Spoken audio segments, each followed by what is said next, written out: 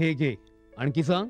बस. अरे हे काय भाऊ, इतकं कमी रासायनिक खत? शेती सोडली आहेस का? शेती नाही, नादानपणा सोडतोय. मातीचं परीक्षण केलंय. आता तर भाऊ जितकं आवश्यक आहे तितकंच खत शेतात टाकू. हा. शेतकऱ्यांनो, आजच आपल्या जिल्ह्याजवळच्या भूमी परीक्षण प्रयोगशाळेत मातीचं परीक्षण अवश्य करवा आणि मातीची पोषक तत्व, आर्द्रता व रोपांचा विकास बघता केवळ आवश्यकतेनुसारच पोषक तत्व घाला. आणि हो, मातीतलं गंधक, जस्त, बोरॉन सारख्या पोषक तत्वांविषयीही जाणून घ्या. खत आणि जैविक खताच्या योग्य उपयोगानं भूमीचा सकसपणा टिकवून ठेवा, उत्पादकता वाढवा, खर्च कमी करा आणि बहुमोल परकी चलन वाचवण्यातही सहकार्य करा. आणि हो, मंदगतीनं नायट्रोजन उपलब्ध करून देणारी खतं जसं कडुलिंबयुक्त युरियाला प्राधान्य द्या आणि युरियाचा पानांवर शिडकाव करा. अरे वा, तू तर खरोखरी समजूतदार झालास रे. आणखी माहितीसाठी संपर्क करा जिल्हा कृषी अधिकारी किंवा शेतकरी कॉल सेंटर. आई, मला खायला दे ना. धीर धर बाळू, अजून डाळ शिजली नाही. चिंता करू नको बाळूची आई, यंदाच्या बारीला डाळ चांगली शिजल.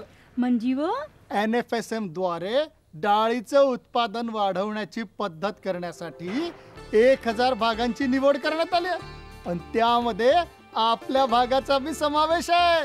त्यांना आमचा काय फायदा हो? आपल्या 5 एकर शेतासाठी लागणारं खत आणि कीटनाशक याशिवाय मिनी किट बी भेटल. पर इतक्या डाळीचं करायचं काय? सरकारनं कडधान्याचं आधारभूत मूल्य खूप वाढवलं आहे आणि त्याच्या खरेदीची पुरी व्यवस्था केली आहे. त्यानं मिळकत बी वाढल. आमचा बाळू एक चांगल्या शाळेत जाऊन शेतीशास्त्रज्ञ बनल.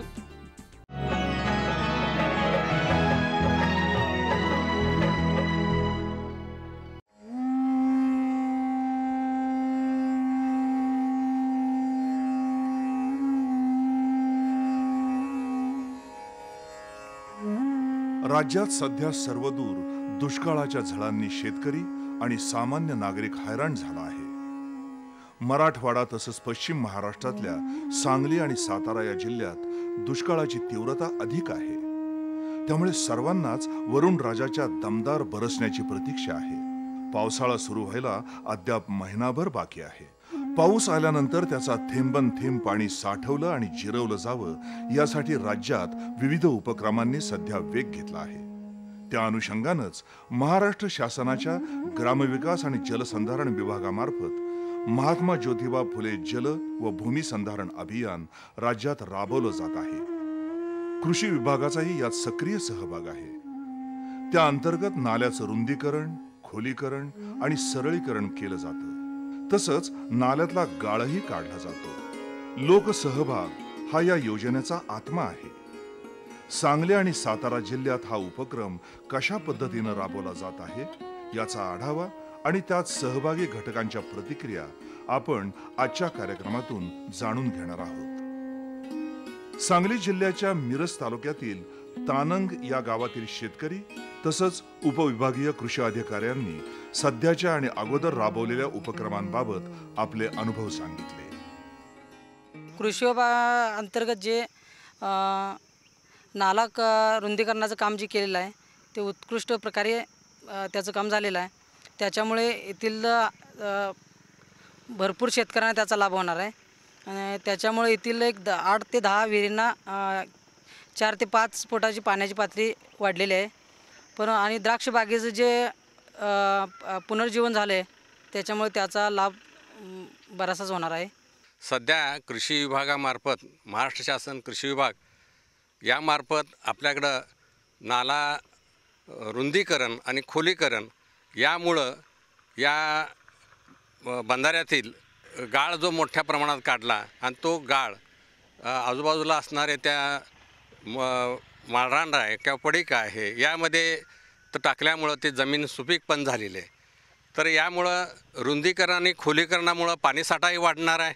महात्मा फुले जलसंधारण कामातून जे कृषी विभागानं जी कामं आत्तापर्यंत केलेली आहेत ती चांगल्या स्वरूपाची आणि टिकाऊ दर्जाची आहेत आणि इथून पुढे जी अशीच कामं सर्व आमच्या गावाला मिळावीत आणि ते कामं इतर लोकांनाही त्याचा भरपूर शेतकऱ्यांना फायदा होत आहे.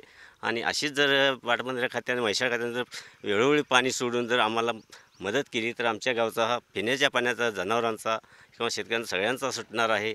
मिरज तालुक्यातील तानंग या गावी आपण सध्या महात्मा फुले जलभूमी अभियान कार्यक्रमांतर्गत जे नाला डिपनिंग आणि वायडनिंग, नाला रुंदीकरण आणि खोलीकरण काम केलेलं आहे, त्या कामावरती आपण सध्या उभे आहोत. त्या नाल्याची लांबी 200 मीटर असून खोली 1 मीटर अंदाजे तयार करून रुंदी 6 मीटरनी केलेली आहे. जवळपास 1200 घनमीटरचा गाळ या कामामधून काढलेला असून जवळपास 1.2 TCM पाणी या ठिकाणी साठवलेलं आहे. आणि हे पाणी साठवल्यामुळे जवळपास 8 ते 9 विहिरीला याचा पर्क्युलेशनच्या द्वारे फायदा झालेला आहे. या गावातील या सलग पद्धतीने जवळपास 3 या बांधाच्या खाली सिमेंट नालाबंदी असून त्या बांधातील आपण गाळ काढलेला असून उर्वरित ठिकाणी चालू हंगामामध्ये आपण सिमेंट नालाबंदीची नव्याने कामे केलेली आहेत. सांगली जिल्ह्यातल्याच कळंबी गावातील लोकांनीही गाळ काढण्याच्या आणि नाला रुंदीकरणाच्या कामाचा चांगला उपयोग होईल अशी अपेक्षा व्यक्त केली आहे. ह्या ज्या नालाबंदीमध्ये मी सध्या उभा आहे ते 76 साली बांधलेलं आणि पूर्ण गाळाने भरलेलं हे डिपार्टमेंट थ्रू काढल्यामुळं आज एका पाझर तलावाची कॅपॅसिटी एका नालाबंदीमध्ये झालेली आहे. असे आमच्या गावामध्ये जवळजवळ 7 झालेत, अजून व्हावी अशी अपेक्षा आहे.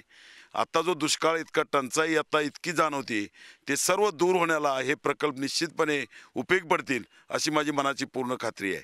शेतकऱ्यांच्या नात्यानं आम्ही सांगू इच्छितो, एक चांगलं काम विधायक काम कळंबीत झालंय.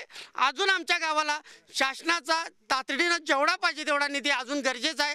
पाणी आमच्या गावातलं पाणी दुसऱ्याच्या गावात जाऊ नये, पाणी अडवायची जिरवायचं. आमची जी जमीन जायतील आम्ही सर्व शेतकरी एकमेकाची थोडी बहुत जमीन जात असेल तर आम्ही जमीन द्यायला तयार आहे, पण शासनाचा निधी अजून या गावात यावा, काम व्हावं अशी आमची इच्छा आहे.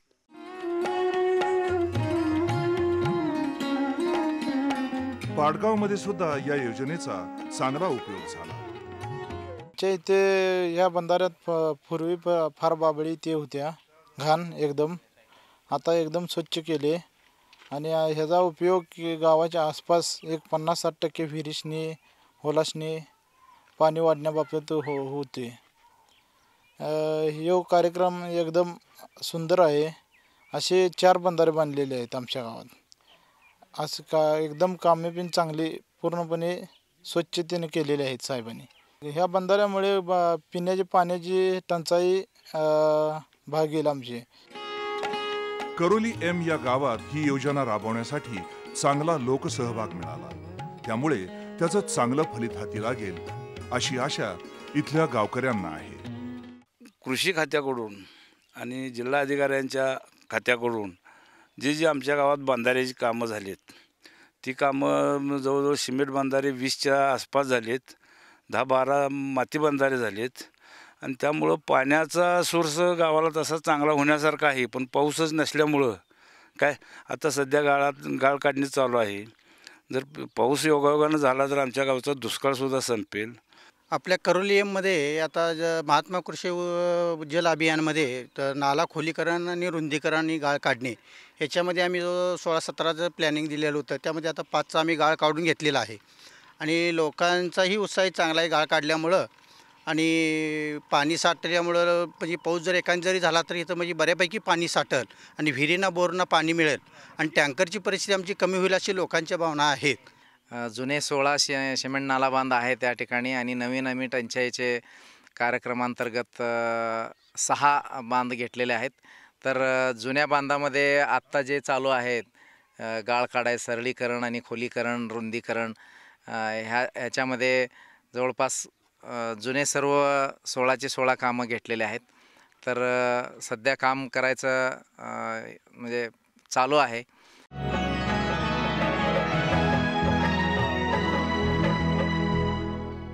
सुगंधाच्या दरवळीमध्ये, स्वादाच्या बहारीमध्ये, प्रगतीच्या डहाळ्यांमध्ये, पसरणाऱ्या हास्यांमध्ये, हिरव्यागार झाडांमध्ये, मोठ्या मोठ्या सौद्यांमध्ये, गोड मधुर गुंजनामध्ये, आनंदाच्या चाहुलीमध्ये. NHM बागवानी मिशन. आमची आकांक्षा आपलं स्मितहास्य. काय वसूल करतेस बाबा, करतेस बाबा. तुकाराम, हे तुकाराम, हे शाळेला गेल्या ती. शाळेला गेला? अरे बा नाही सांगायचं तर पटेलाशे बॉल बॅडे. वहिलाला म्या शाळेलाच गेलतो, म्हणजे फार्म स्कूलला, जिथं शेतकऱ्यांना पिकांचा उपज वाढवायच्या सर्व गोष्टी शिकवल्या जातात. जसं मातीच्या पोतानुसार कोणती खतं योग्य आहेत, कोणती बियाणं आणि गरजेनुसार कोणती कीटकनाशक उत्तम आहेत. खर्च बेताचा, लाभ मोलाचा. हे धर लाला, तुझं कर्ज फिटलंय.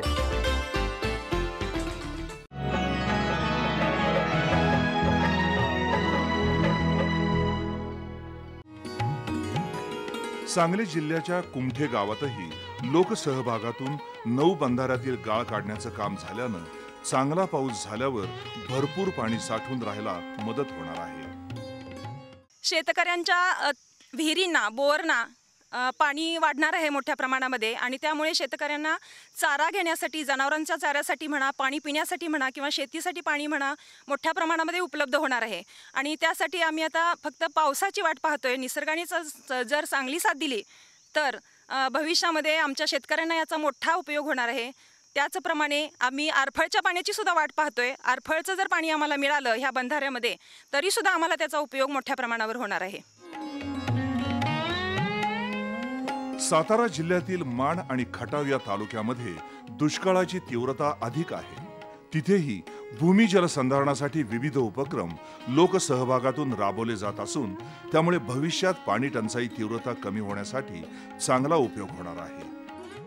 टंचाईग्रस्त भागामध्ये साखळी पद्धतीने सिमेंट बंधारे बांधणे या योजनेअंतर्गत तालुक्यामध्ये सध्या 21 गावामध्ये 107 बंधारे पूर्ण झालेले आहेत. यामध्ये पाणीसाठा वाढवण्याच्या दृष्टीने तालुक्यातील 107 बंधाऱ्यामध्ये नाला डिपनिंग आणि वायडनिंग ही मोठ्या प्रमाणामध्ये करण्यात आलेलं असून भविष्यामध्ये या तालुक्यामध्ये पाऊस पडल्यानंतर जवळपास 121 गावातील पाण्याचा प्रश्न सुटणार आहे, शेतीला पाणी मिळणार आहे. आणि याच तालुक्यातील लोधावडे हे आदर्श गाव डोळ्यासमोर धरून साखळी पद्धतीने प्रत्येक गावामध्ये साखळी पद्धतीने बंधारे घेण्यात आलेले आहेत. बंधाऱ्याच्या आसपास ज्या 500 मीटरच्या पेरीफेरीमध्ये ज्या विहिरी आहेत या विहिरीची पाण्याची पातळी वाढणार असून जवळपास 6 ते 7 महिने पाऊस पडले, एक जरी पाऊस पडला तरी 6 ते 7 महिन्यापर्यंत पाण्याची पिकाला पाणी देण्याची सोय होणार आहे. आणि हा आता आपण जो बघत आहात हा सिमेंट कॉन्क्रीट बंधारा नंबर 2 अशी साखळी पद्धतीनं आपण सर्व बंधारे केलेले आहेत. आणि ह्या बंधाऱ्याचं सध्या नाला खोलीकरण आणि रुंदीकरण याचं कामही चालू आहे. आणि ते काम आत्ता ह्या जवळजवळ 7 बंधाऱ्याचं काम आत्ता आपलं पूर्ण झालेलं आहे. उर्वरित काम आपण ह्या एक 15 दिवसाच्या आत सगळं काम पूर्ण करतो आहे. आणि ह्याच्यामुळं गावाची 100% भौगोलिक परिस्थिती, आता जे बागायत क्षेत्र आहे वहितीखालचं, त्या बागायत क्षेत्रामध्ये फरक पडून 100% क्षेत्र हे पूर्ण वहितीखाली येणार आहे. आणि त्यामुळं लोकांचं प्रगती म्हणजे आर्थिक प्रगती व्हायला 100% मदत होणार आहे. माझ्याकडच्या उपविभागामध्ये मानमध्ये फलटणमध्ये वैरण विकासाचा कार्यक्रम 32 हेक्टरवर घेतला आहे. आणि मानमध्ये हा सलग साखळी सिमेंट बंधाऱ्याचा हा पायलट प्रोजेक्ट आहे. याचे रिझल्ट आपल्याला येत्या पावसाळ्यामध्ये अतिशय चांगले दिसणार आहेत. आणि 21 गावं ही आदर्श होणार आहेत. त्याचा फायदा फळबाग असेल, भाजीपाला असेल, खरीप रब्बी पिकं असतील, या सर्वांना होणार आहे. या 12 साखळी बंधाऱ्यामुळे पाण्याची क्षमता, साठवण क्षमता वाढल्यामुळं भविष्यात दुष्काळ हा पडणारच नाही. की कारण इतक्या बाजूबाजूला की पाणी साठवण्याची क्षमतावर साठलेली आहे.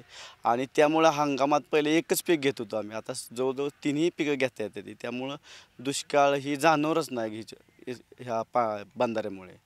सातारा जिल्ह्यामध्ये गेली 2 वर्ष पर्जन्यमान अतिशय कमी झालं आणि त्यातमध्ये प्रामुख्यानं पूर्व भागामध्ये पर्जन्यमान फार कमी झालं. कोरेगाव, खटाव, मान, फलटण आणि खंडाळा या तालुक्यामध्ये पर्जन्यमान कमी झालं. त्यातल्या त्यात खटाव आणि मानमध्ये अतिशय पर्जन्यमान कमी झालं. गेले 2 वर्ष दुष्काळी स्थिती होती. म्हणून राज्य शासनाच्या मार्फत एक स्पेशल कार्यक्रम, विशेष कार्यक्रम सिमेंट कॉन्क्रीट बंधाऱ्याचा कार्यक्रम खटाव आणि मान तालुक्यामध्ये घेण्यात आला. याच्यामध्ये खटाव तालुक्यामध्ये 30 गावाची निवड केली आणि मानमध्ये 21 गावाची निवड करण्यात आली.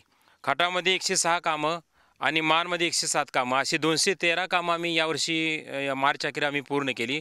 यासाठी 23,73,00,000 रुपये एवढा निधी खर्च केला. आता या कामाचं वैशिष्ट्य असं की ही जी 213 कामं झाली या कामामधून आत्ता जरी प्रत्यक्षात आपल्याला याचं म्हणजे रिझल्ट दिसत नसतील, पण तर ज्यावेळेस जूनमध्ये पर्जन्यमान होईल त्यावेळेस जवळजवळ 3,195 विहिऱ्यांना याचा फायदा होणार आहे. आणि त्यामुळं ही जी सिमेंट कॉन्क्रीट बंधाऱ्याची जी योजना राज्य शासनाने राबवली याच्याबद्दल शेतकऱ्यांना अतिशय रिस्पॉन्स दिला आणि भविष्यामध्ये आपल्याला या संदर्भात आपले इतके एक्सलंट रिझल्ट देतील की खरीपामध्ये मग जी या भागामध्ये बाजरी वगैरे पीक आहे किंवा काही प्रमाणात लोक भाजीपाला वगैरे घेऊ इच्छितात किंवा ज्यांच्या ज्या फळबागा आहेत याला देखील या सिमेंट बंधाऱ्याचा फायदा होणार आहे. माण आणि खटावमधल्या भीषण टंचाईला तोंड देण्यासाठी शासनाने काढलेल्या योजनेतल्या सिमेंट बंधाऱ्याच्या ही जी योजना आहे त्यात खटावची 30 आणि माणची 21 अशी 51 गावांना आपण हे बंधारे पूर्ण केलेले आहेत आणि हे बंधारे पूर्ण झाल्यामुळे सुमारे 4000 विहिरीला याचा फायदा होणार आहे आणि याच्यासाठी जवळजवळ 23 कोटीचा खर्च झालेला आहे. महात्मा फुले जलभूमी संधारण अभियानाअंतर्गत सांगली जिल्ह्यातील आणखीही अनेक गावांमध्ये लोकसहभागातून उपक्रम राबवले जात आहेत. त्याविषयी पाहूया पुढच्या भागात.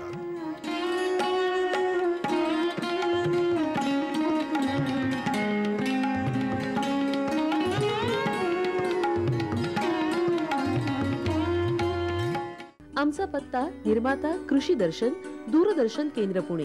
आमचे ईमेल ID असे आहे ddkpuneKrishi@hotmail.com आणि ddkpuneKrishi@rediffmail.com.